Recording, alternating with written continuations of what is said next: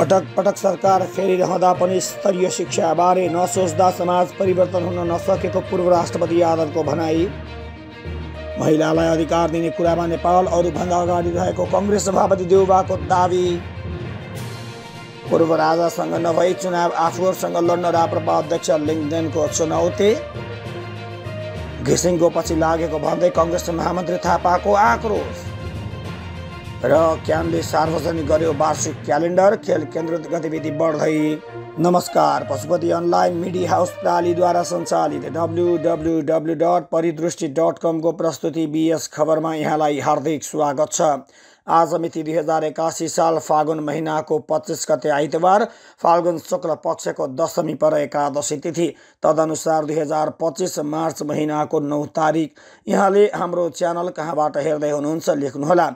यदि channel subscribe गर्नुभएको छैन भने गर्नुहोला भन्दै अब सुरु गरौँ खबरहरू विस्तारमा। राष्ट्रपति रामचन्द्र पौडेल र प्रधानमन्त्री केपी शर्मा ओली बीच भेटवार्ता भएको छ। राष्ट्रपति पौडेल र प्रधानमन्त्री ओली बीच राष्ट्रपति कार्यालय शीतल निवासमा शनिबार साँझ भेट भएको हो। उहाँहरूबीच मुलुकको समसामयिक विषयमा छलफल भएको राष्ट्रपतिको स्वकीय सचिवालयले जनाएको छ। नेपालका प्रथम राष्ट्रपति डाक्टर रामवरण यादवले शिक्षा क्षेत्रमा मधेसको गर्विलो इतिहास रहेको बताएका छन्। सिराहाको माडरमा शनिबार 115औं अन्तर्राष्ट्रिय नारी दिवसको अवसरमा आयोजित कार्यक्रमलाई सम्बोधन गर्दै उनले यस्तो बताएका हुन्। कुनै बेला मधेसका जिल्ला शिक्षाको केन्द्र हुने गरेको भए पनि उनले पटक पटक शिक्षाको बारेमा नसोच्दा यस्तो भएको बताएका हुन्।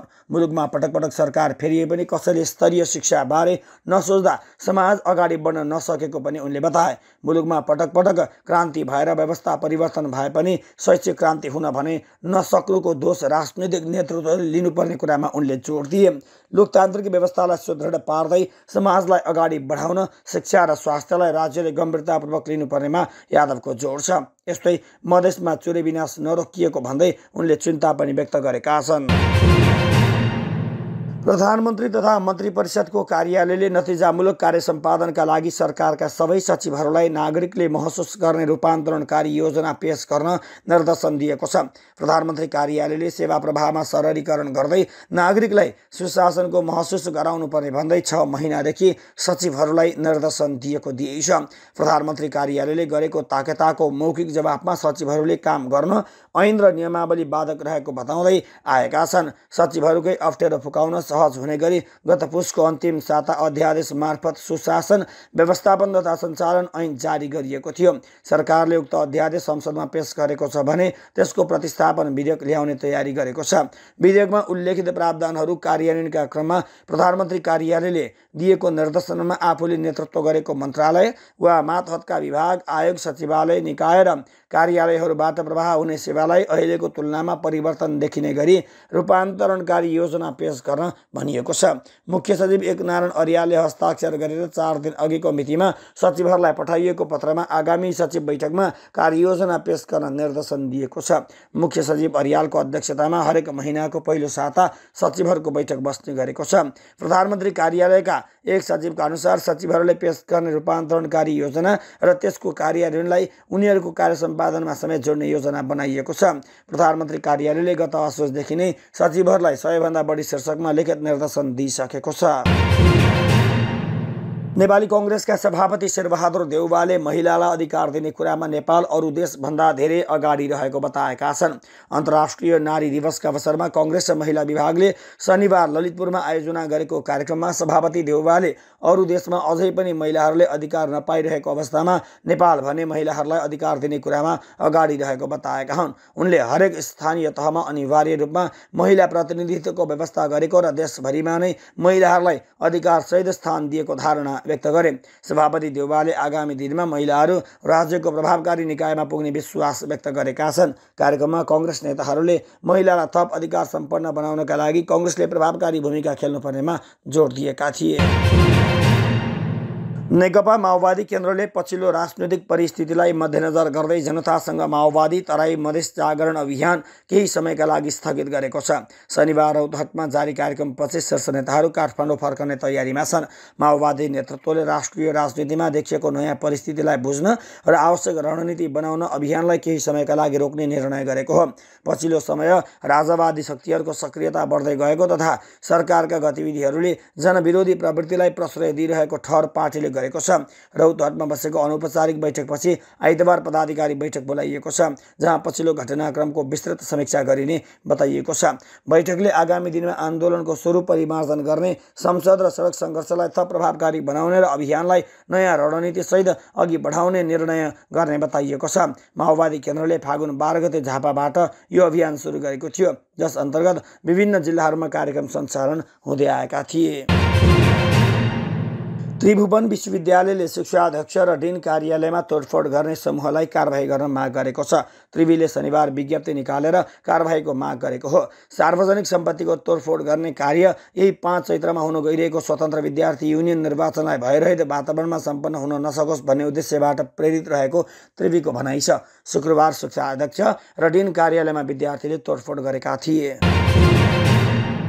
नेपाली कांग्रेसका महामन्त्री गगन कुमार थापाले सरकारका कामको आलोचना गरेका छन्। गर्न पर्ने अनेक काम छाडेर सरकार विद्युत प्राधिकरणका कार्यकारी निर्देशक कुलमान घिसिङको पछि लागेको भन्दै महामन्त्री थापाले आलोचना गरेका हुन्। उनले सिन्धुली क्षेत्र नम्बर 1 को प्रथम क्षेत्रीय सम्मेलन उद्घाटन समारोहलाई शनिबार सम्बोधन गर्दै कुलमानलाई केचकेच गरिरहनु सरकार ढङ्ग नपुगेको हो वा बदनियत हो भन्ने कुरा आफूले बुझ्न नसकेको बताए।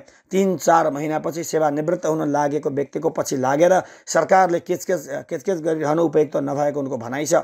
महामन्त्री थापाले यस्ता नचाहिने काममा कोही पनि मन्त्री लाग्न नहुने बताए। ऊर्जा मन्त्रालय उनकै पार्टीका सांसद दीपक खड्काको नेतृत्व रहिरहेको छ। मन्त्रीहरू नचाहिने काममा लागि त्यसलाई प्रधानमन्त्रीले रोक्नुपर्ने भन्दै थापाले प्रधानमन्त्रीलाई सुझाव समेत दिएका छन्।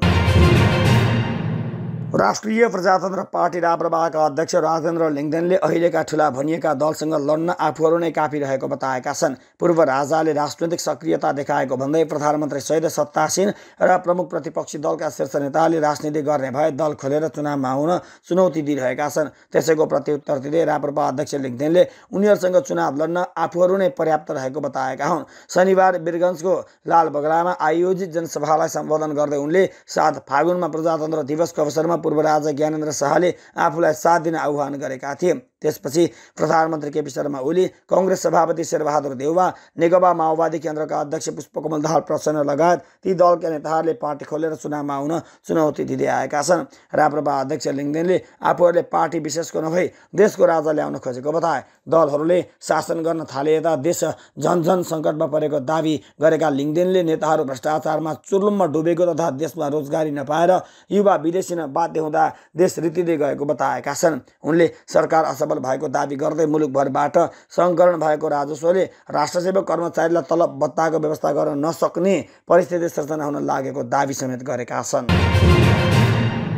नेकपा एमालेका महासचिव शङ्कर पोखरेलले पार्टी बलियो बनाउन वडा केन्द्रित जरा अभियान सञ्चालन गरिएको बताएका छन्।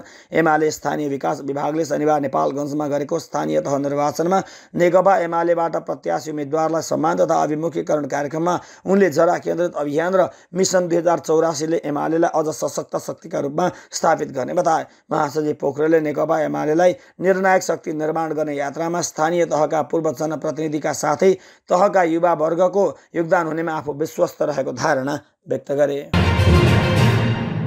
जनमत पार्टीका राष्ट्रिय कोषाध्यक्ष सुरेन्द्र नारायण यादव निलम्बित भएका छन्। पार्टीको केन्द्रीय अनुशासन समितिले कोषाध्यक्ष यादवलाई आर्थिक अनियमितता लगायतका विभिन्न विषयमा 4 बुँदे स्पष्टीकरण माग्दै निलम्बन गरेको हो। अनुशासन समितिको तर्फबाट सदस्य सचिव अनिता कुमारी मण्डलले जारी गरेको विज्ञप्तिमा पार्टीको जानकारी र अनुमति बिना गैर आवश्यक मधेसी सङ्घका विदेशमा बस्दै आएका 60 भन्दा बढी कार्यकर्ता नेता तथा एरिया इन्चार्जबाट लगानी सेयर तथा लेवीका नाममा करोडौँ उठाएर काठमाडौँको कोटेश्वरमा घर किनेको उल्लेख छ। राष्ट्रिय कोषाध्यक्ष यादवले 2079मा सम्पन्न निर्वाचन पश्चात पार्टी फटाउन विभिन्न व्यक्ति र समूहसँग गुटबन्दी गरेको, जिल्लामा देश विदेशमा कार्यकर्ताहरूलाई फोन गरी पार्टी फटाउन प्रयास गर्दै आएको पनि आरोप पनि अनुशासन समितिले लगाएको छ। राष्ट्रिय कोषाध्यक्षसँग स्पष्टीकरण मागिएको विषयमा भने अनुशासन समितिकै संयोजकले अनभिज्ञता व्यक्त गरेका छन्। गृहमन्त्री रमेश लेखकले गणतन्त्रको विकल्प राजतन्त्र हुन नसक्ने बताएका छन्। भूकम्पीय पुनर्निर्माण तथा पुनर्स्थापना आयोजना कार्यान्वयन एकाइ कार्यालयको उद्घाटन गर्न अछाम जाने क्रममा नेपाल प्रेस युनियनले आयोजना गरेको पत्रकार सम्मेलनमा उनले गणतन्त्रको विकल्प राजतन्त्र हुन सक्दैन, लोकतन्त्रको विकल्प कुनै निरङ्कुशता हुन सक्दैन भनेका छन्। लोकतन्त्रका विरुद्धमा अहिले भइरहेका गतिविधि गर्न लोकतन्त्रले नै छुट दिएको उनले बताए। उनले पूर्व राजालाई शासन गर्न मन भए चुनावमा हुमिएर खुला राजनीति गर्न चुनौती समेत दिएका छन्। गृहमन्त्री लेखकले संविधान संशोधनका विषयमा भने गृह कार्य भइरहेको बताएका छन्। अमेरिकी राष्ट्रपति डोनाल्ड ट्रम्पले आफ्नो पहिलो कार्यकालमा जस्तै पुनः केही देशहरूलाई यात्रा प्रतिबन्ध लगाउने तयारी गरेका छन्। अघिल्लो कार्यकालमा ट्रम्पले केही देशहरूलाई लगाएको यात्रा प्रतिबन्धलाई सन् 2018मा अमेरिकी सर्वोच्च अदालतले अनुमोदन गरेको थियो। नयाँ रिपोर्टहरू अनुसार राष्ट्रपति ट्रम्पले अफगानिस्तान, पाकिस्तान र अन्य केही देशहरूका मानिसहरूलाई अमेरिका यात्रा गर्न प्रतिबन्ध लगाउने तयारी गरिरहेका छन्। यो प्रतिबन्ध अर्को हप्तादेखि नै लागू हुन सक्छ। जनवरी 20मा ट्रम्पले कार्यकारी आदेश जारी गर्दै मन्त्री परिषदका सदस्यहरूलाई यात्रा प्रतिबन्ध लाग्नुपर्ने देशहरूको सूची बनाउन निर्देशन दिएका थिए। ट्रम्पले निशानामा राखेका देशहरूको जाँच र निगरानी प्रक्रिया अत्यन्तै कमजोर छ, उनको बुझाइ छ। पहिलो कार्यकालमा ट्रम्पले धेरैजसो मुस्लिम बहुल देशहरूबाट यात्रामा प्रतिबन्ध लगाएका थिए। सर्वोच्च अदालतले सन् 2018मा यो नीतिलाई अनुमोदन गरेको थियो। ट्रम्पका प्रतिबन्धहरूले विश्वको झन्डै 7% जनसङ्ख्या प्रभावित बनेका थिए। रोयटर्सका अनुसार अफगानिस्तान र पाकिस्तान यो सूचीमा पर्ने अधिक सम्भावना भएका देशहरू हुन्। न्युयोर्क टाइम्सका अनुसार ट्रम्पको पहिलो कार्यकालमा निशाना बनाइएका देशहरू पनि फेरि सूचीमा समावेश हुन सक्छन्। अमेरिकी सञ्चार माध्यमहरूका अनुसार यो सूचीमा क्युबा, इरान, लिबिया, उत्तर कोरिया, सोमालिया, सुडान, सिरिया, भेनेजुएला, यमन लगायतका देशहरू पनि यो सूचीमा पर्न सक्छन्। नेपाल क्रिकेट सङ्घ क्यानले सन् 2025को वार्षिक क्यालेन्डर सार्वजनिक गरेको छ। क्यालेन्डरमा नेपालको पुरुष तथा महिला सिनियर तथा उमेर समूहको टिमले खेल्ने खेलहरूसँगै घरेलु क्रिकेटका तालिकाहरू समावेश छन्। क्यालेन्डर अनुसार नेपालको पुरुष र महिला सिनियर क्रिकेट टोलीले यसै वर्ष T20 विश्वकप छनौट खेल्दैछ भने पुरुष क्रिकेट टोलीले ICC विश्वकप लिग 2 का महत्त्वपूर्ण श्रृङ्खला खेल्दैछन्। तिनै प्रतियोगिताहरूलाई लक्षित गरी विभिन्न तयारी कार्यक्रम र सिरिजहरू समेटेर क्यालेन्डर तयार गरिएको छ। त्यसैगरी घरेलु प्रतियोगिताहरूसँगै उमेर समूहको टिम निर्माणका लागि पनि ग्रासरुटदेखि नै तयारी गर्ने हेतुले विद्यालय स्तरीय प्रतियोगिताहरू समावेश छन्। नेपाल क्रिकेट सङ्घका सचिव पारस खड्काले यस वर्ष पुरुष र महिला दुवै टोलीका लागि T20 विश्वकपमा छनौट हुनु मुख्य लक्ष्य भएको उल्लेख गरेका छन्। यिनै प्रतियोगिताको तयारीका लागि सहयोग पुग्ने गरी सिनियर टोलीका लागि वर्षभर जस्तै श्रृङ्खलाहरू तय भएका छन्। त्यस्तै घरेलु क्रिकेटमा पनि केही नयाँ प्रतियोगिताहरू समावेश भएका छन्।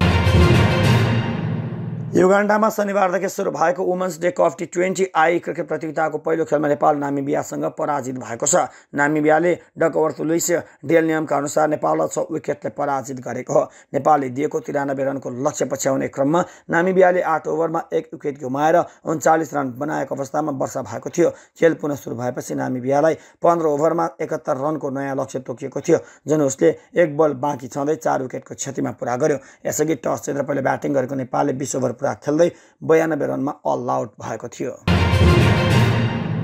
हवस् त यिनै प्रसङ्गसँगै अहिलेलाई BS खबर यति नै। यति बेलासम्म हामीलाई हेरेर साथ दिनुभएकोमा यहाँलाई हार्दिक आभार प्रकट गर्दछौँ। साथै ताजा समाचारका लागि हाम्रो आधिकारिक YouTube च्यानल BS खबर च्यानललाई लाइक, कमेन्ट, सेयर र सब्सक्राइब गरेर सहयोग गर्नुहुनेछ भन्दै हामी सबैलाई आज्ञा दिनुहोस्। नमस्कार।